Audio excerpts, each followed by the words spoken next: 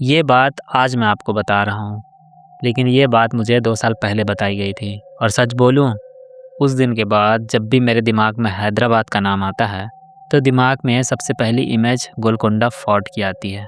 पर फोर्ट के अंदर की नहीं, मेरे दोस्त के चेहरे की।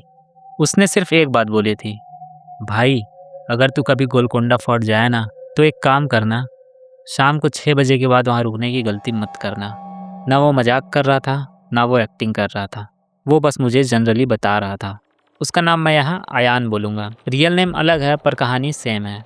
अयान वो बंदा था जो हॉरर मूवीज़ पर हंसता था और भूत वूत को साइकोलॉजिकल इल्यूजन बोलता था। कॉलेज के टाइम पर मैं कभी भी उसे डरा हुआ नहीं देखा। इसलिए जब वो हैदराबाद से वापस आया और देर रात मुझे कॉल करके बिना हाय हेलो बोले सिर्फ एक लाइन बोली, तू मानता है क्या कि जगह यादें रखती हैं? तो मुझे समझ आ गया कुछ बहुत बड़ा गलत हुआ है। ये इंसिडेंट अक्टूबर 2023 का है। वेदर भी याद है मुझे। अयान क्योंकि बार बार मेंशन करता है, हवा में नमी थी, पसीना भी आ रहा था, ठंड भी लग रही थी। अयान हैदराबाद अपने एक पुराने दोस्त रिजवान के साथ गया था। नॉर्मल ट्रिप थी जिसमें गोलकोंडा फोर्ट भी शामिल था। कोई पैरानॉर्मल प्लानिंग नहीं, कोई चैलेंज नहीं, बस एक टूरिस्ट प्लेस। अयान ने मुझे बताया, भाई गेट के अंदर घुसते ही ना लगा जैसे फ़ोन साइलेंट पे चला गया हो। बाहर लोग, ट्रैफिक, आवाज़, सब कुछ एक सेकंड में कट। अंदर सिर्फ हवा, पत्थर और एक अजीब सा प्रेशर। रिजवान एक्साइटेड था, फ़ोटोज़, रील्स यही सब कर रहा था। अयान बस ऑब्ज़र्व कर रहा था।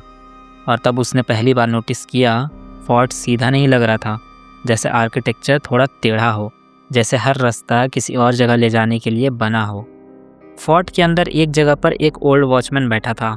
गवर्नमेंट यूनिफॉर्म नहीं, बस एक फेडेड शर्ट और आंखों में थकान। रिजवान ने पूछा, अंकल यहाँ से ऊपर जाने का रास्ता कहाँ है? ऊपर जाना है तो जाओ, पर शाम के बाद नीचे लौट आना। अयान ने पूछा, क्यों? ये फोर्ट रात को यादें याद करता है। और फिर वो चुप हो गए। अयान ने मुझे बताया, भाई ये वो टाइम होता है जब टूरिस्ट कम हो जाते हैं और फोर्ट खाली होने लगता है। सिक्योरिटी गार्ड्स ने अनाउंसमेंट की, लोग धीरे धीरे निकलने लगे। रिजवान अभी भी फ़ोटोज़ में लगा था।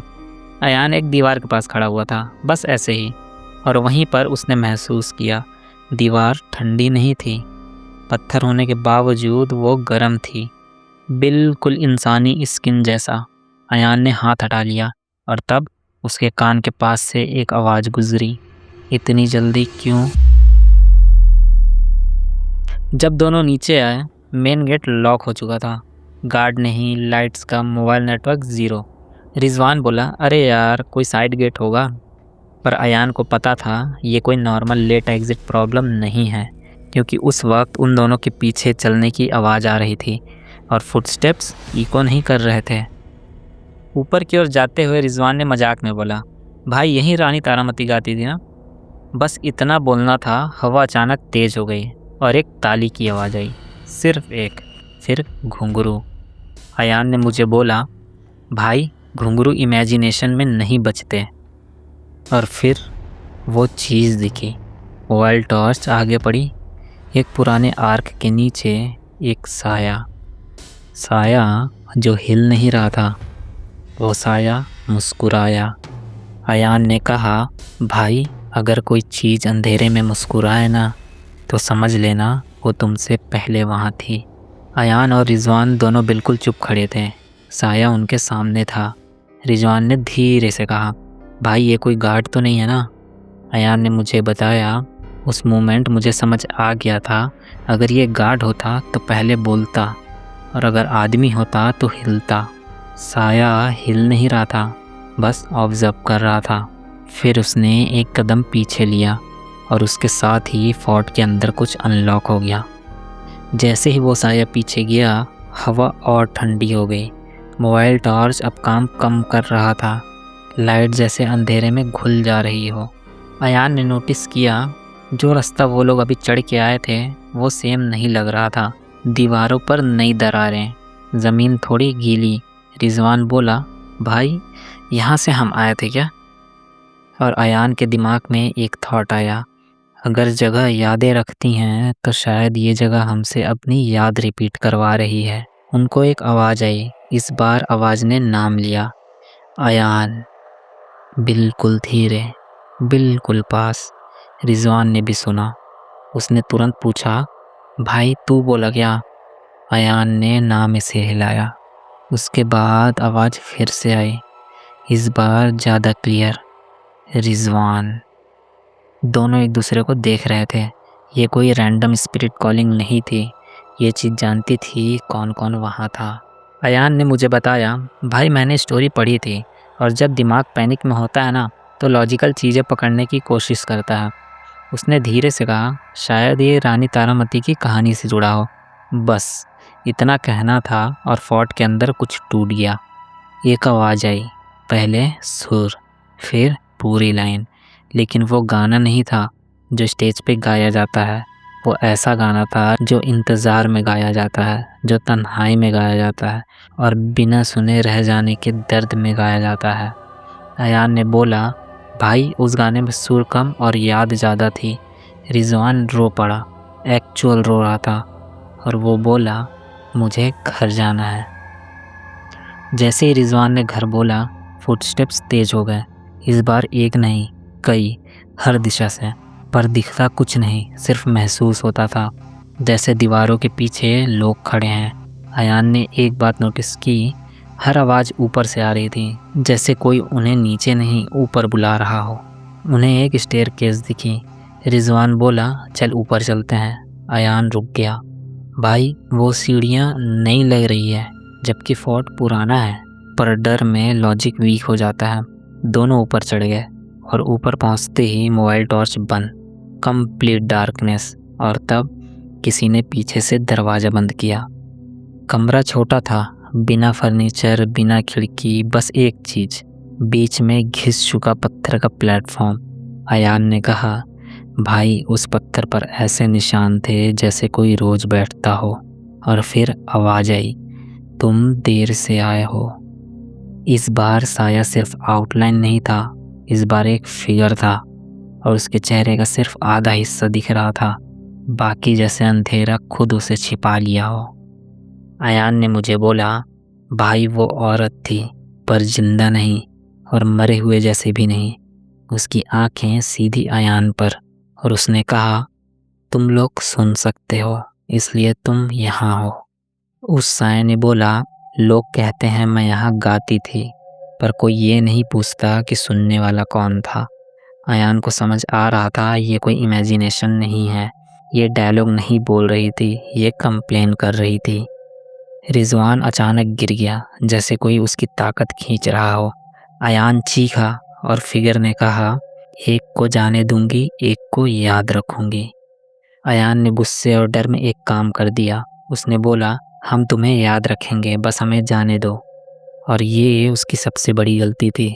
फिगर मुस्कुराई और बोली, याद रखना ही तो चाहिए था।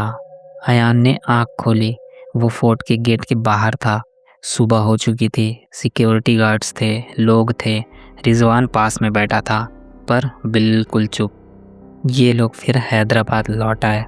रिजवान आज भी जिंदा है, पर वो गाने सुन नहीं सकता, अंधेरे में बैठ नहीं सकता, और अगर कहीं घुंघरू बज जाए तो कान बंद कर लेता है। और अयान, वो मुझे बोलता है, भाई मुझे लगता है मैं वहाँ से पूरा वापस नहीं आया। लोग अक्सर सोचते हैं पैरानॉर्मल इंसिडेंट्स का इफ़ेक्ट इंस्टेंट होता है, एक रात एक शॉक और बस। लेकिन अयान ने मुझे बताया, गोलकोंडा फोर्ट के बाद जो हुआ वो धीरे धीरे हुआ। रिजवान हैदराबाद से वापस आने के बाद नॉर्मल नहीं दिखता था, बातें करता था, खाना खाता, मैसेज के रिप्लाई देता। बस एक चीज़ मिसिंग थी, रेस्पॉन्स। अयान के वर्ड्स थे, भाई वो रिएक्ट नहीं करता था, जैसे उसका रिएक्शन का हिस्सा कहीं रह गया हो। एक दिन दोनों एक कैफ़े में बैठे थे, बैकग्राउंड में सॉफ्ट म्यूज़िक चल रहा था। अचानक रिजवान ने अपने कान बंद कर लिए, टेबल के नीचे झुक गया और बोला, बंद करवा, बंद करवा। अयान पैनिक कर गया, भाई क्या हुआ, क्या बंद करवाऊँ? रिजवान का जवाब था, वो घुंघरू। पर प्रॉब्लम ये थी, वहाँ कोई घुंघरू नहीं बज रहा था। अयान जब ये सब कहानी मुझे बता रहा था तो इस पॉइंट पर मुझे लगा सिर्फ रिजवान अफेक्टेड है, पर अयान ने फिर जो बोला वो मुझे आज भी सोने नहीं देता।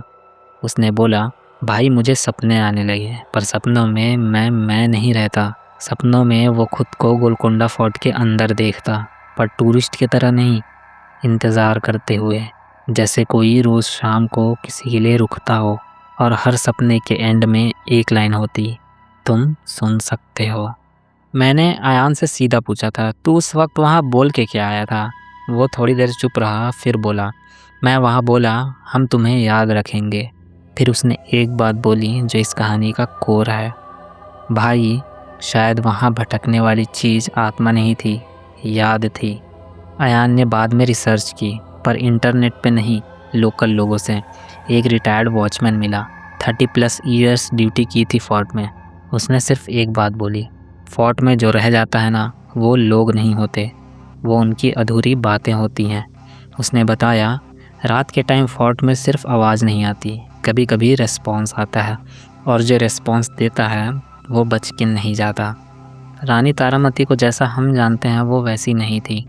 बुक्स में लिखा है सिंगर, पैलेस, सेपरेशन, पर लोकल वर्जन अलग है। लोकल कहते हैं रानी तारामती को कभी ऑडियंस मिली ही नहीं, उसकी आवाज़ दीवारों में रह गई, और जो भी उस आवाज़ को सुन लेता है वो याद का हिस्सा बन जाता है। इसलिए वो चीज़ बोली थी, तुम लोग सुन सकते हो, इसलिए तुम यहाँ हो। इसके बाद जो हुआ वो अयान ने कभी पब्लिक में नहीं बोला, उसने सिर्फ मुझे बताया। एक रात रिजवान बिना बताया घर से निकल गया, मोबाइल स्विच ऑफ। सुबह पुलिस को वो एक पुराने बिल्डिंग के पास मिला, पर उसकी जेब में एक चीज़ थी, घुंघरू, न नया न शाइनी, पुराना, घिसा हुआ। और रिजवान सिर्फ इतना बोला, अब वो चुप है।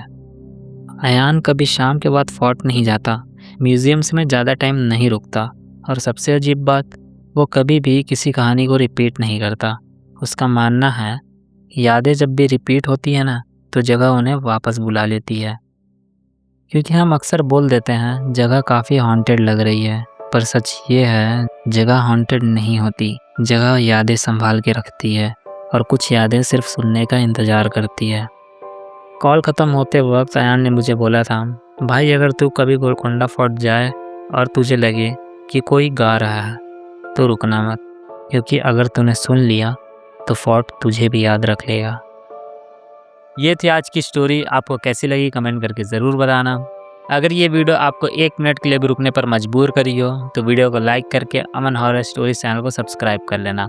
मिलते हैं अगली वीडियो में, टिल देन पीस।